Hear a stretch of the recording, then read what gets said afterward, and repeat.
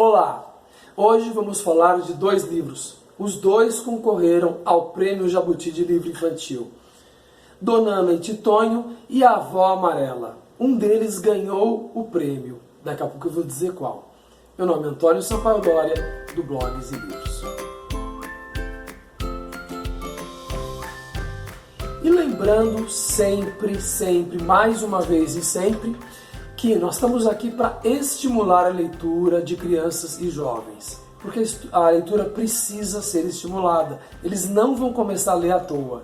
Os pais, os professores precisam estimular sempre. Bom, agora vamos falar desses livros aqui. Dona Ana e Titonho. Essa história de um casal de catadores que realmente passou a vida toda catando objetos e vivendo desta atividade. Quando se trata de livro infantil, a capa é bem importante. Então a gente já tem que olhar a capa e tentar interpretar a capa. Criança também. Aqui nós temos os dois, Dona Ana e Titonho, em cima de uma casa, com um guarda-chuva, e ali tem um monte de antenas de TV. Então por que eles estão em cima da casa?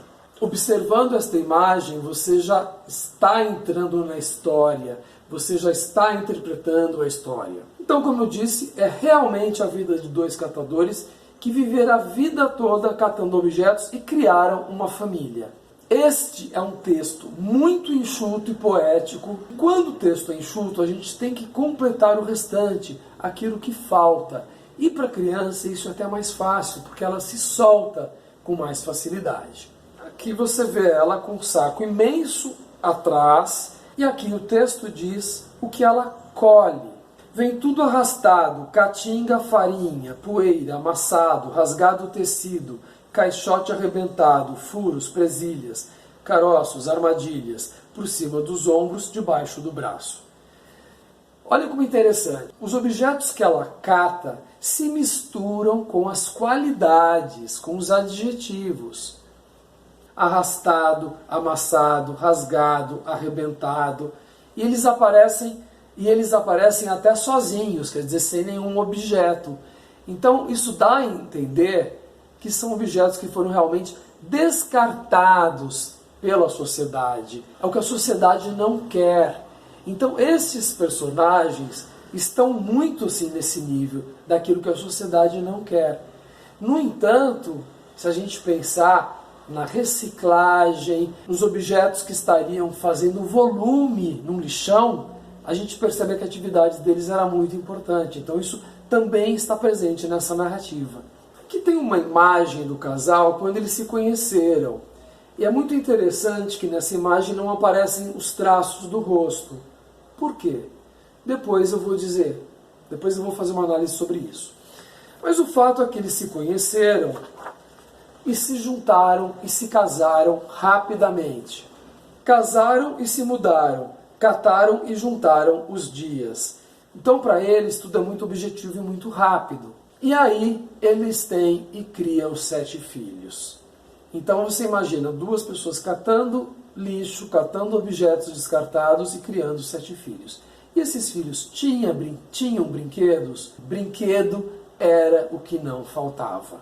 E esta imagem do André Neves mostra isso. Porque eles tinham latas, fios, caixotes, caixas de papelão, até um catavento. Ou seja, eles tinham com que brincar. E a criança inventa, ela é criativa e brinca de qualquer forma. Então, isso aqui, essa página é bem verdadeira. As crianças brincam com esses materiais. E aí tem uma coisa engraçada, que ela fala assim: Nhaca cheirava a casa. E tem Nhaca aqui que pode ser o cachorro, mas que pode também ser o cheiro da casa. Porque só tinha objetos velhos, talvez mofados e tal. Este livro tem essa diferença entre texto e imagem que serve à interpretação. Aqui nós temos mais uma página com as crianças brincando. E a gente pensa assim, do que eles estavam brincando? A criança pode adivinhar do que eles estavam brincando nesse momento. Mas os filhos brincavam de faz de conta. Faz de conta que eram reis, donos das moscas e larvas, heróis das ruínas, guerreiros lutadores contra insetos, brincavam de esconde-esconde. Então faz de conta que é muito importante, porque é óbvio que eles tinham carências, que eles não tinham comida, às vezes eles não tinham o que vestir, mas esse faz de conta supria as faltas. E no final, como eu tinha dito, aparece outra imagem do casal, só que aqui eles já têm os traços do rosto, querendo dizer o seguinte: olha, ao longo dessa trajetória, eles criaram uma identidade. Por mais que tenham sido pobres, eles criaram uma identidade. Alguns filhos deles seguiram pelo mesmo caminho e foram fazer a mesma coisa. Mas a história ainda não acabou. Nós vemos aqui que eles estavam no meio de uma tempestade. Então veio uma tempestade, uma enchente que levou tudo o que eles tinham. Não bastasse as dificuldades, ainda vem essa dificuldade maior. Com a enxurrada que escorria, descia lama, água barrenta, tramas, trincas, trancos, pedra, tronco, parafuso. Ou seja, voltam as dificuldades e eles continuam tentando sobreviver. E aqui a gente tem uma imagem assim de que eles já estão mais distantes, mas vão continuar sobrevivendo de alguma forma. Então, este livro traz muita realidade. E ele faz qualquer pessoa, mas a criança também, perceber que existem essas pessoas. Existem as pessoas que passam necessidades. E que essas pessoas estão fazendo um trabalho importante, que é a reciclagem do lixo. Levar esse lixo para lugares em que vão ser reciclados. Então, assim, é um livro poético. Como eu disse, é uma linguagem poética que a gente precisa complementar às vezes. E este livro aqui ganhou alguns prêmios. Agora, o que eu me recordo é que ele foi para a Feira Internacional do Livro em Bolonha, representando o Brasil como livro infantil. Quer dizer, ele teve algumas premiações. Bem diferente é A Avó Amarela. Esse livro também concorreu ao Prêmio Jabuti e foi este livro que ganhou. Mas isso não quer dizer que este livro não seja bom. Os dois têm uma alta qualidade. Mas agora vamos falar desse livro aqui. A autora ganhou como autora revelação e a ilustradora como ilustrador revelação do Prêmio Finilige. E este livro ganhou o Prêmio Jabuti. Como este livro aqui, esse livro é muito poético, mas a pegada é diferente. Ele fala de uma avó amarela, provavelmente porque ela usava a cor amarela, que recebia os filhos para almoçar no domingo. Aqui, nesse escuro, é porque ela está acordando muito cedo para ir à feira. Vó Amarela amava os domingos, acordava antes do dia e se aprontava sem dar um pio, por estar ainda sem a sua boca. A boca da avó está aqui, ó. A boca da minha avó passava as noites de molho num copo, em cima do criado mudo, sem dizer uma palavra. E você não tem medo que ela se afogue, vó?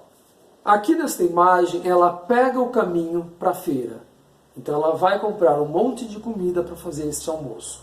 A poética desse livro é um pouco diferente, porque ela é criada pela própria personagem.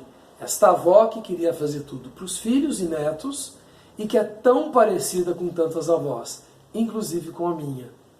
Então, este livro traz uma saudade boa. Você pensar que a sua avó era também assim. Então, a feira era um lugar muito colorido, com muitas coisas, em que ela ia comprar os alimentos. Tem um lado engraçado, porque a avó levava o galo vivo, então o galo ia se debatendo. Depois, o galo ia ser morto numa bacia, e havia um mistério em torno disso. Então, quem narra a história é a neta, que é autora do livro, e ela ficava imaginando o que ia acontecer com esse galo. Mas também tem coisas melancólicas. A avó passava no cemitério para ver o filho preto e branco. Ninguém se esquecia de levar a boca. Falávamos, comíamos e ríamos pelos 12 apóstolos, os 3 reis magos e ainda pelos 10 mandamentos, infringindo 7 pecados capitais. Aqui, uma ilustração do almoço que eles tinham. E como você vê, nessa história, a boca é uma coisa muito importante. Porque é pela boca que se dava a coisa mais significativa para essa avó. Alimentar, a nutrição que a mãe dá aos seus filhos. E ela fazia tantas coisas diferentes só para agradar todos os filhos. E depois que já tinham almoçado, ela arrumava as coisas e ainda fazia um lanche. E depois, quando os filhos iam embora, ela ainda dava pacotes, embrulhos com comida para eles levarem e comerem no caminho. Então, essa ideia de uma mãe, de uma avó que dá tudo o que ela pode dar. É isso que é muito bonito. Mas não era só isso. A avó tinha um grande sonho de ganhar na loteria e dar milhões para seus filhos. Então, nessa ilustração aqui, a gente vê que muda um pouquinho, porque está tudo mais quadrado e aparecem esses objetos aí de desejo. Uma casa, um apartamento, um barco, um carro, uma geladeira, eletrodomésticos. É o sonho. E tudo isso aqui foi feito com alguns cartões de loteria. Quer dizer, a ideia é de número, porque sempre a loteria com número. Mas o sonho não se realizava e ficava sendo adiado para o futuro. Todo domingo era assim. Mais um fato que eu esqueci de falar, que essa avó, apesar de fazer muita comida, no fim ela não comia nada. Então essa ideia de uma mãe, de uma avó provedora é o que marca este livro.